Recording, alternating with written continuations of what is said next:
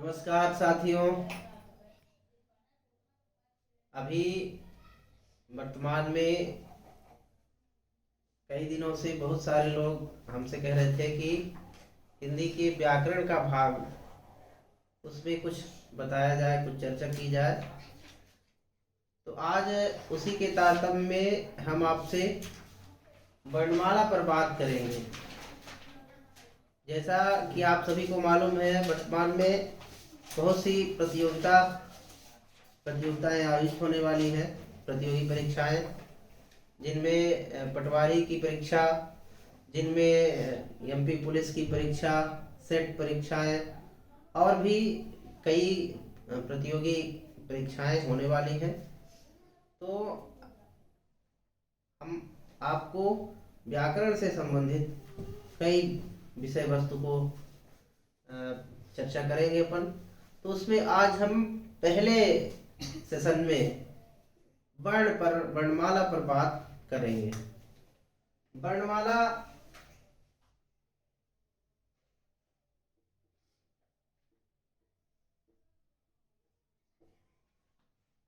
आज का जो मुख्य टॉपिक है वो है वर्णमाला।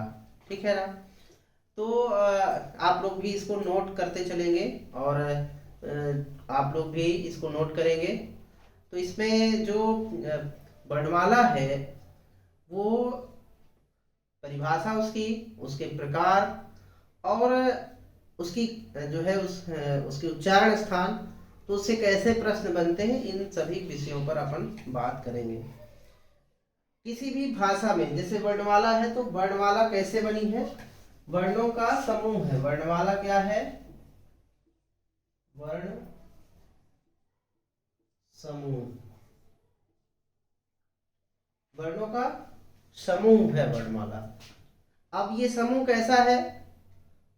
व्यवस्थित और क्रमबद्ध समूह। वर्णमाला क्या है? व्यवस्थित और क्रमबद्ध समूह। तो सबसे पहले हम थोड़ा सा वर्ण पर बात कर ले कि वर्ण क्या है। वर्ण किसी भी भाषा के सबसे छोटी इकाई को, भाषा की सबसे लघुतम इकाई को, सूक्ष्मतम इकाई को वर्ण कहते हैं। भाषा की लघुतम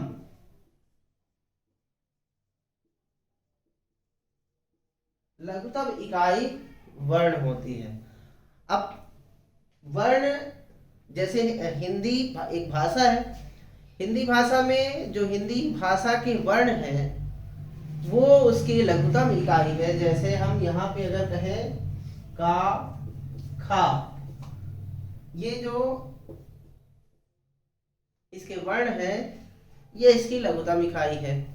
अब हम इसमें थोड़ा सा एक चीज और आपको बताना चाहेंगे कि जो वर्ण है और वर्ण के साथ अक्षर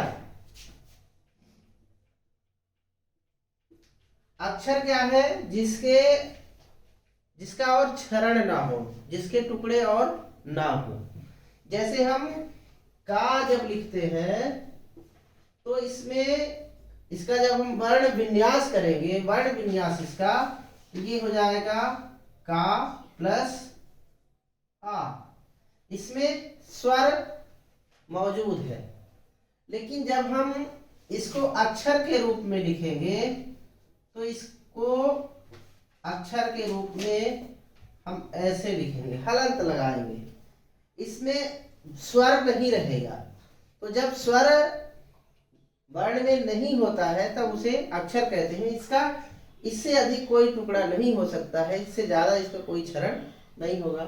तो ये अक्षर है और ये वर्ण है, वर्ण और अक्षर में। अब हम वर्णमाला की जब बात करें तो यहाँ वर्णमाला क्या है? वर्ण की परिभाषा हो गई, भाषा की लघुतम इकाई वर्ण है। अक्षर जिसके कोई टुकड़े ना हो, जिसका कोई क्षरण ना हो, वो अक्षर है। और वर्णमाला, जब हम वर्णमाला की बात करें तो वर्णमाला क्या है? वर्णों के, किसी भी भाषा के, सभी भाषाओं का अपना अपना जो है अपनी अपनी वर्ण होते हैं, उनकी अपनी वर्णमाला होती है। तो हम जब हिंदी की बात करेंगे तो चाहे चाहे किसी भी भाषा की, इसमें इसकी परिभाषा क्या होगी? वर्णों के क्रमबद्ध एवं व्यवस्थित समूह।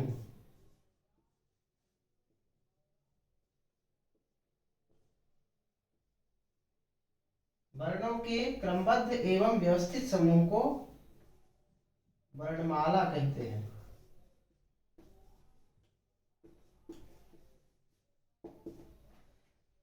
क्योंकि क्रमबद्ध भी हो और व्यवस्थित भी हो। अगर हम अंगा को पहले लिखेंगे या खा को पहले लिखेंगे फिर का को लिखेंगे तो इससे वर्णमाला का समूह व्यवस्थित और क्रमबद्ध नहीं होगा। तो ये हमें ध्यान रखना है कि जो उन वर्णों का जैसा क्रम है उसी क्रम में हम उसे व्यवस्थित ढंग से जब लिखते हैं तो वो वर्णमाला होती है। अब हम बात करेंगे वर्णमाला में कितने वर्ण हैं और उनके क्या प्रकार हैं। तो वर्णमाला में हम इसको एक चार्ट के रूप में आपको बताते हैं, कैसे आप इसको ज्यादा व्यवस्थित ढंग से ध्यान कर सकते हैं, याद रख सकते हैं। वर्णमाला में 3 प्रकार के वर्ण हैं। वर्णमाला में 3 प्रकार के वर्ण हैं। पहले हम स्वर को देखते हैं। पहला क्या है? स्वर। इनकी संख्या है 11। इनकी संख्या 11 है। फिर स्वर के बाद है अयोगवाह।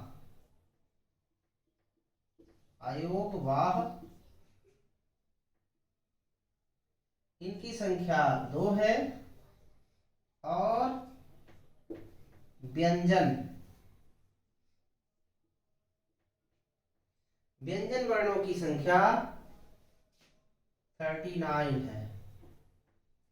अब इसमें कुल मिला के जो वर्णमाला में वर्ण है वो हिंदी वर्णमाला में 52 वर्ण माने जाते हैं। लेकिन जैसे हरदेव बाहरी है या कामता प्रसाद गुरु है, इन्होंने वर्णों की संख्या 44-45 मानी है। वैसे अधिकतम इसकी जो संख्या है वो 52 वर्ण मानी जाती है। इनमें 11 स्वर, 2 अयोगवाह और 39 व्यंजन वर्ण हैं। इनकी चर्चा हम आपको इसमें करके बताते हैं कि ये कौन से क्या है। जैसे आप देखेंगे वर्णमाला हो गया, इसमें अपन 3 पार्ट बना लेते हैं। पहला हो गया स्वर।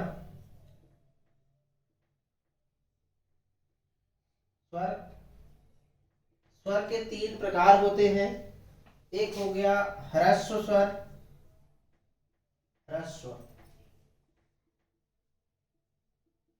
ह्रस्व स्वर में जो मूल स्वर है, जिन्हें मूल स्वर कहते हैं, उन्हें ह्रस्व, इनके उच्चारण में एक मात्रा या एक समय के प्राथमिक अंक का उपयोग होता है। इनमें जो मूल स्वर हैं उनको इसके अंतर्गत रखा जाता है। जैसे इसमें आ हो गया, ई हो गया, उ हो गया और री हो गया।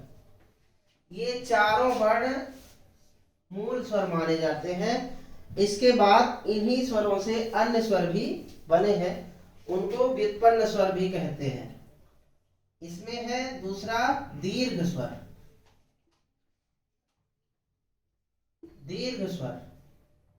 ये कुल 4 है। और दीर्घ स्वर में बड़ा आ, बड़ी ई, बड़ा उ, ए, ऐ, ओ, आओ, ये कुल 7 7 इसमें स्वर आते हैं। कुल मिला के 4 मूल स्वर और 7 व्युत्पन्न स्वर, इन्हें दीर्घ स्वर कहते हैं और इन्हें ह्रस्व स्वर। इनके उच्चारण में 2 मात्रा का प्रयोग होता है, यानी जो ह्रस्व स्वर हैं उनकी तुलना में इनके उच्चारण में दुगने समय का उपयोग होता है। इस तरह से ये दीर्घ स्वर हो गया। फिर है प्लुत स्वर।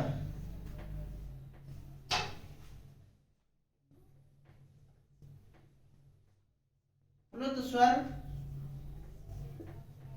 ये इसमें जो है वर्णमाला में इसमें कोई स्वर नहीं है, पर ये उच्चारण में इसका कहीं कहीं उपयोग होता है, तो उसके अनुसार ये प्लुत स्वर भी प्रकार है, स्वर का एक प्रकार है। इसमें जैसे जब हम ओम का उच्चारण करते हैं, ओम, तो इसमें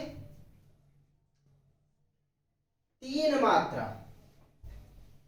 स्वर की 3 मात्रा का उच्चारण होता है और ये ह्रस्व की तुलना में इसके उच्चारण में 3 गुने समय का प्रयोग होता है, इसलिए इसे प्लुत स्वर कहते हैं।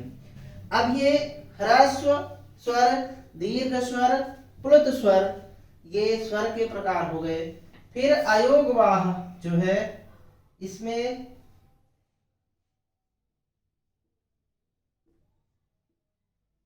इसको हम ब्लैक पेन से लिख देते हैं।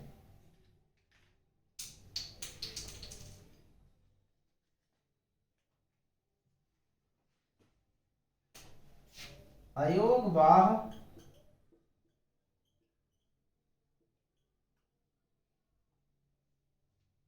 इसमें अयोगवाह के 2 भेद हैं, जिसमें पहला है अनुस्वार। अनुस्वार ये जो स्वर के बाद अंग अहा आता है, उसमें अंग ये अनुस्वार कहलाता है, और दूसरा जो होता है वो विसर्ग कहलाता है।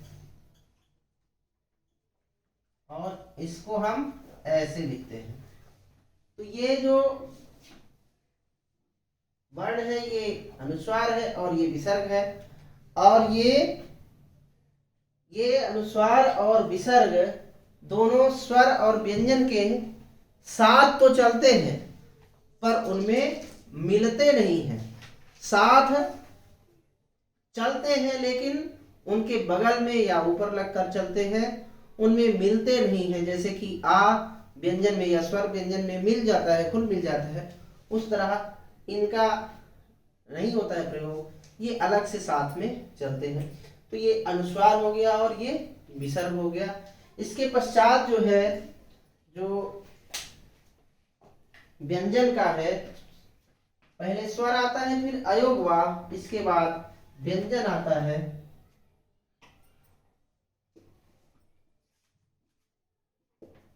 तो व्यंजन के मूल रूप से 3 प्रकार है। व्यंजन के मूल रूप से 3, अभी आपने देखा ये 4 और ये 7, तो ये हो गए 11 और ये 2, इनकी संख्या हो गई, ये 1 हो गया और ये 1 हो गया, तो 2, तो 11 और 2 13 ये हो गए। व्यंजन में हम बात करते हैं तो व्यंजन मुख्य रूप से 3 प्रकार के होते हैं। व्यंजन मुख्य रूप से 3 प्रकार के होते हैं, जिसमें पहला है स्पर्श व्यंजन।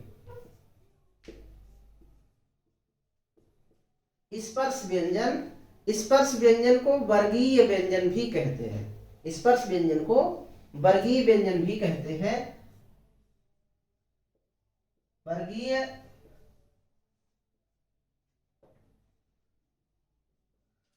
व्यंजन इनको इसलिए कहते हैं क्योंकि ये का से लेकर मां तक जो व्यंजन है वो एक वर्ग में 5-5 वर्णों का एक समूह है, जिन्हें हम का वर्ग, चा वर्ग, टा वर्ग, ता वर्ग और पा वर्ग, 5 वर्ग है उसके।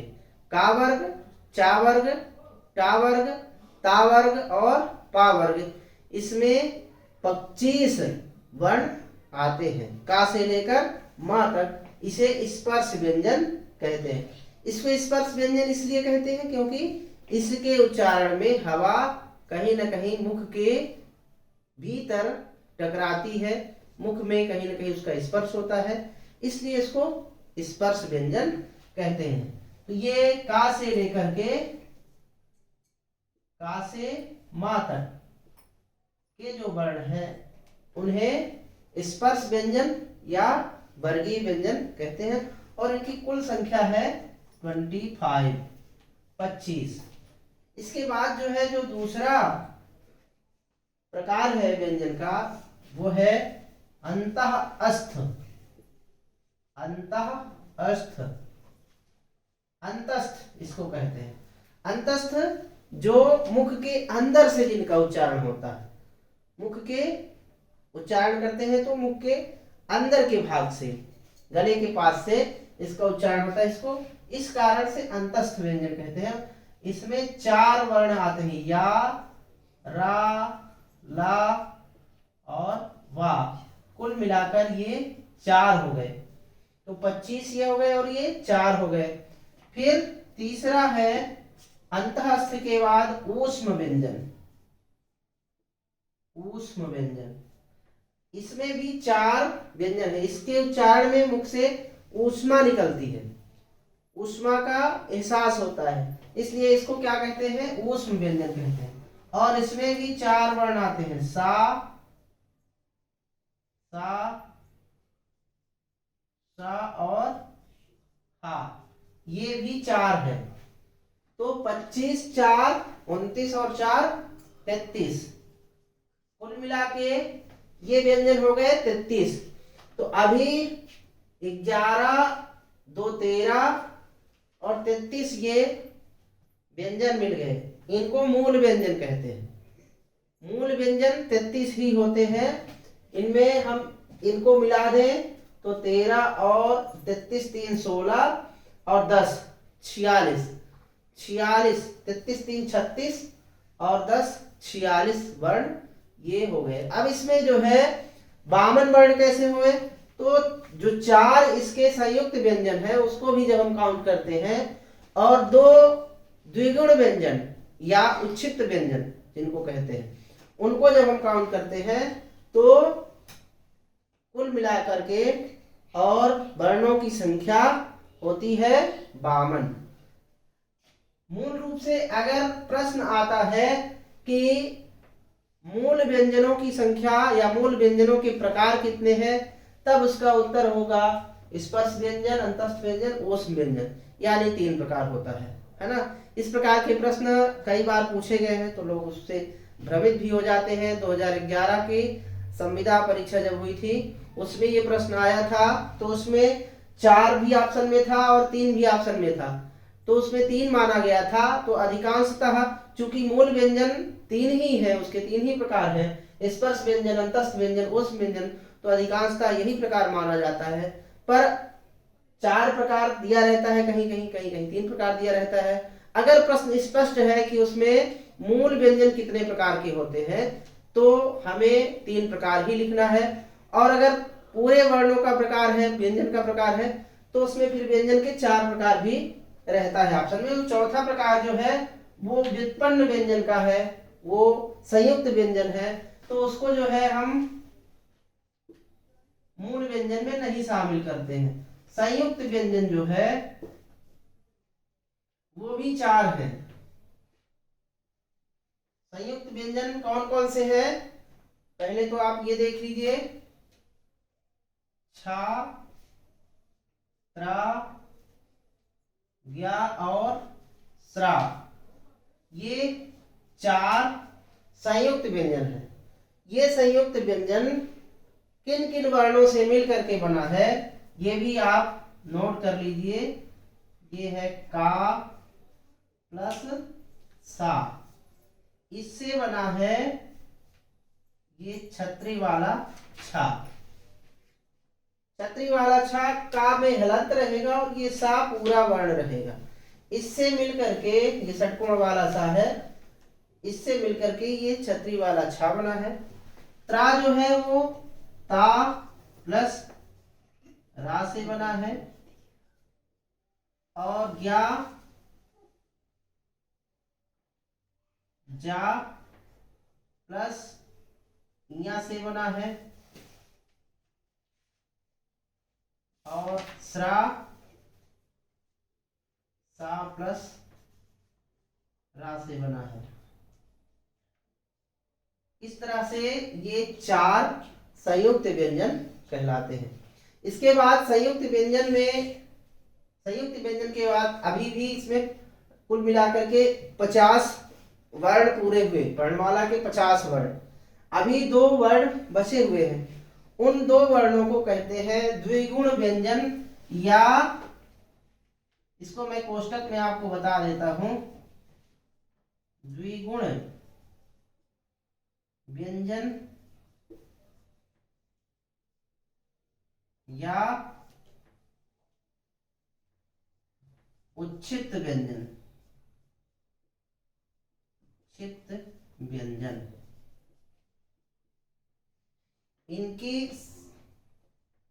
इनकी संख्या 2 है, जो डा के नीचे बिंदी और ढा के नीचे बिंदी लगाकर इनको बनाते हैं, इन्हें डा और ढा कहते हैं। इन्हें द्विगुण व्यंजन या उच्छिष्ट व्यंजन कहते हैं। इनका प्रयोग किसी भी शब्द के आरंभ में नहीं होता है। किसी भी शब्द के आरंभ में इन शब्दों का प्रयोग करके कोई शब्द नहीं बनता है।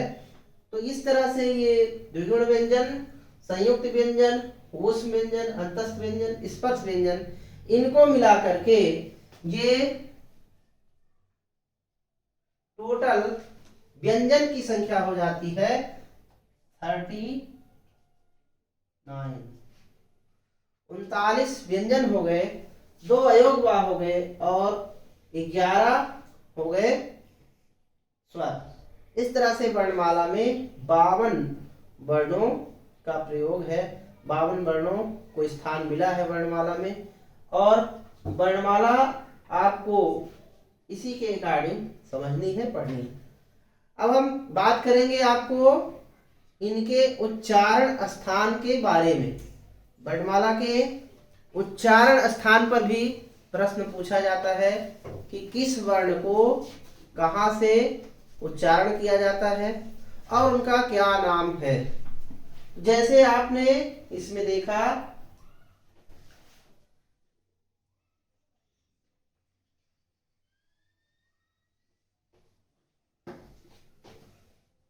इसे आप नोट कर लेंगे और बेहतरीन तरीके से तैयार करेंगे। मैं उम्मीद करता हूं कि ये आपको काफी लाभकारी और सहायक होगा आपकी तैयारी में। वर्णमाला में जो वर्णों का उच्चारण स्थान है, वर्णों के उच्चारण स्थान के आधार पर भी उसको वर्गीकृत किया जाता है, उसको भी प्रश्न में पूछा जाता है।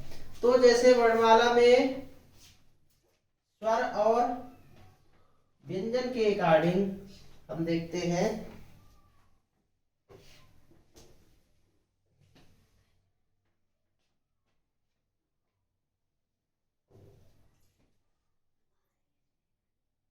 पहला है अकह,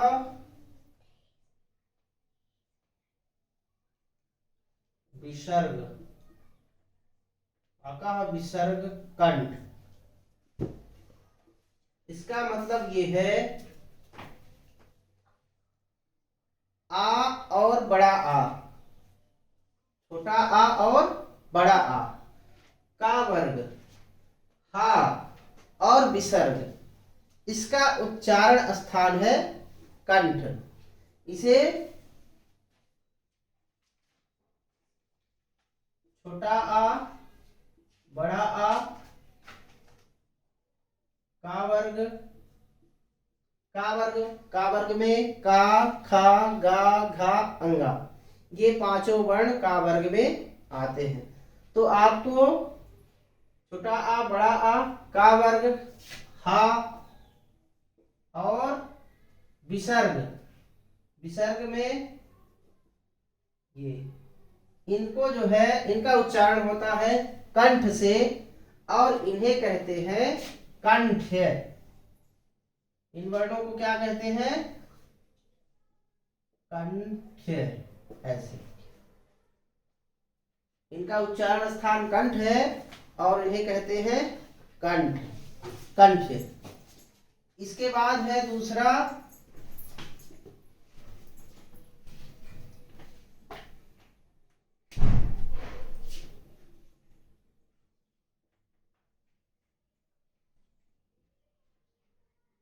ई,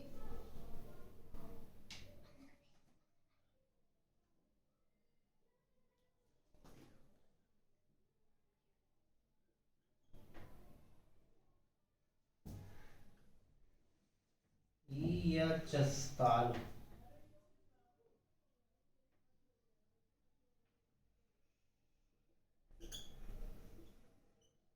ई या चा वर्ग और सा, शा। इनके उच्चारण का स्थान है ताल और इनको कहते हैं तालव्य। इनका उच्चारण स्थान ताल है और इन्हें तालव्य कहते हैं। तो इस तरह से आप, जैसे हम जब उच्चारण करते हैं चा वर्ग का चा, तो जिह्वा हमारी ताल में जाके टच होती है, इसलिए इनको क्या कहते हैं? तालव्य कहते हैं। और इनके उच्चारण स्थान को ताल कहते हैं। चा, छा, जा, जा, जैसे हम बोलते हैं तो हमारी जिह्वा जा करके हमारे मुख के ऊपर ताल में स्पर्श करती है, इसलिए इनको हम क्या कहते हैं? तालव्य कहते हैं। इसके बाद है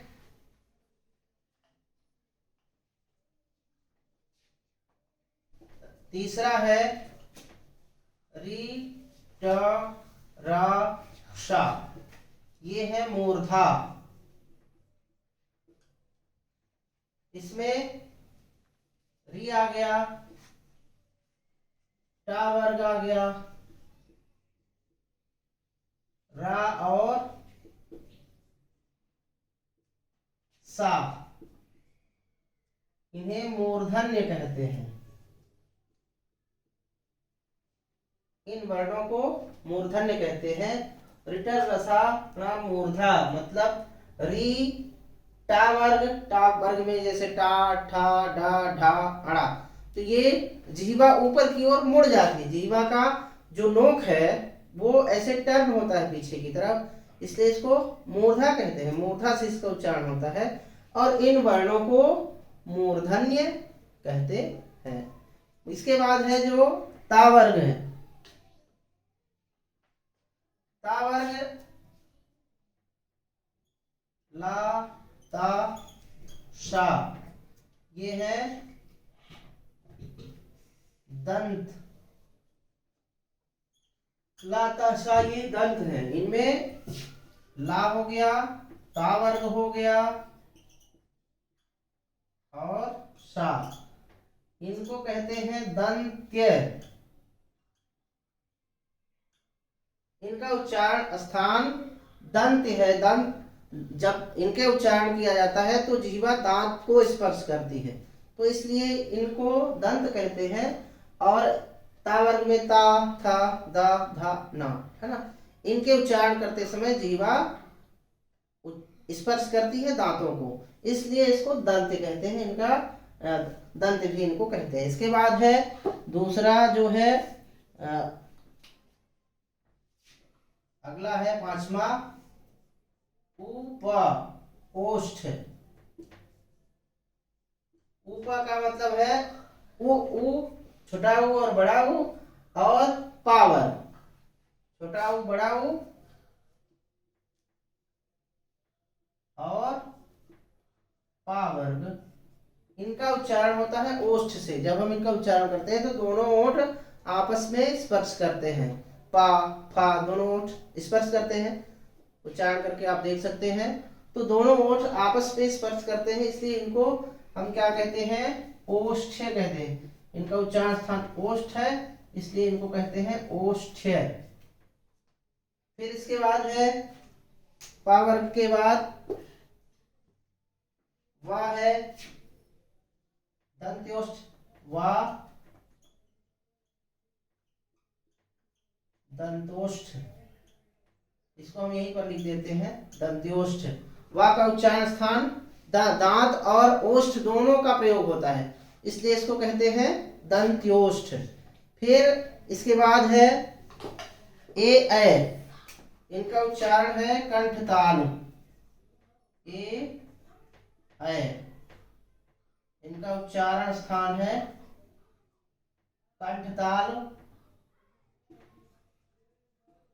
और इन्हें कहते हैं कंठतालव्य। कंठतालव्य ए। इसके बाद है ओ,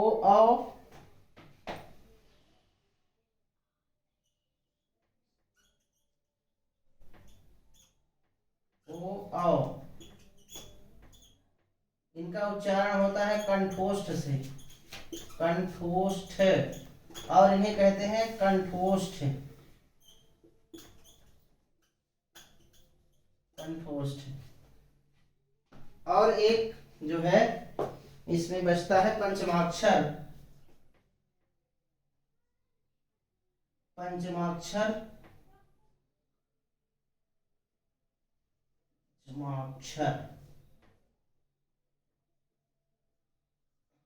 इनका उच्चारण होता है नासिका से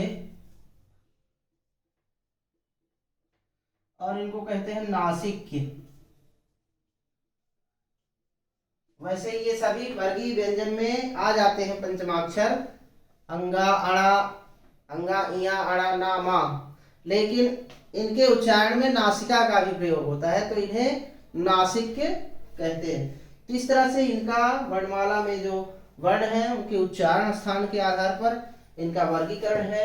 ये अकह विसर्ग कंठ, ई यचसा मतलब आ और का वर्ग, और हा विसर्ग ये कंठ से, ये तालु से, मूर्धा से, दंत से, ओष्ठ से, दंतोष्ठ से, कंठताल, कंठोष्ठ, नासिका। इस तरह से आपको इन सभी वर्णों को इनके उच्चारण स्थान के आधार पर क्लासिफाइड करते हुए, और ध्यान रखना है यहाँ से प्रश्न पूछा जाता है कि टा वर्ग का उच्चारण कहाँ से होता है, या का वर्ग का उच्चारण कहाँ से होता है, या कंठ से उच्चारण किसका होता है, तो इस तरह से आ का उच्चारण कहाँ से होता है। तो इस तरह से ऐसे प्रश्न को आप यहाँ से तैयार कर सकते हैं। मुझे काफ़ी उम्मीद है कि ये वीडियो आपको काफ़ी सहायक होगा। मैं इसी उम्मीद के साथ आज के इस वीडियो में इतना करने के बाद आपको ये जरूर बता देना चाहता हूँ कि अगले वीडियो में हम इनके जो घोष, अघोष, अल्प प्राण, महाप्राण, इसकी जो जानकारी है ये मैं अगले वीडियो में आपको बताऊंगा। जय हिंद, तब तक के लिए धन्यवाद, और आप वीडियो को लाइक, शेयर और सब्सक्राइब करें। धन्यवाद।